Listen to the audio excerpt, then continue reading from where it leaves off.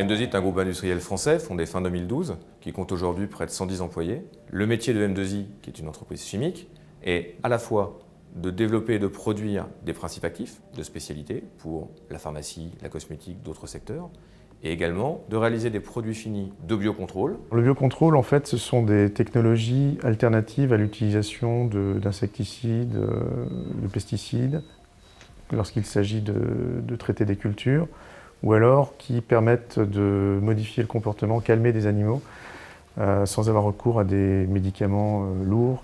Il existe un très grand nombre de méthodes pour faire du biocontrôle. Ici, chez M2I, nous nous consacrons uniquement aux phéromones. On a fait de la recherche fondamentale avec l'INRA sur la technologie qui permet de contrôler le comportement des insectes.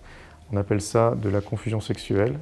Cela revient en fait à mettre dans un espace, une forêt par exemple, une quantité de phéromones qui va permettre d'empêcher les insectes de se retrouver entre mâles et femelles et donc d'empêcher la reproduction, et donc de faire baisser la population. L'avantage fort de la phéromone, c'est qu'une phéromone est liée expressément à une espèce d'insecte. Donc il n'y a absolument aucun impact sur les autres espèces d'insectes, aucune nocivité sur les abeilles avec les phéromones. Alors ici, on est sur la parcelle de pin de Monsieur Bousquet pour faire une démonstration de la lutte contre la chenille processionnaire du pin en confusion sexuelle avec des billes de paintball. Depuis quelques années, c'est chaque année, dans les zones plein sud, là, on a nos arbres pendant l'hiver qui sont complètement dévastés par ces chenilles. Ça touche environ 25% des pins français. Alors c'est un problème évidemment pour les exploitations forestières, pour la santé des végétaux, mais également pour la santé publique, puisque ces chenilles sont particulièrement urticantes.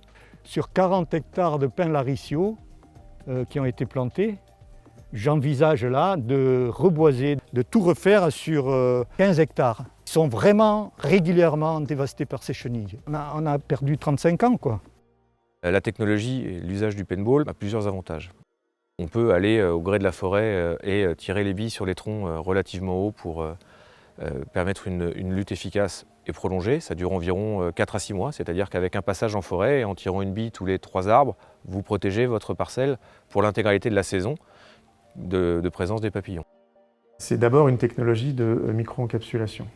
Cette technologie, en fait, repose sur la préparation des phéromones dans des microcapsules à l'aide d'un procédé particulier qui est breveté. Et nous avons ensuite breveté des applications de ces phéromones encapsulés, telles que la bille de paintball qui contient ces microcapsules de phéromones qui vont diffuser ensuite sur les pins. C'est une préoccupation environnementale du projet que l'intégralité des composés soit biodégradable. Notre gel est sans solvant et sans produits chimiques.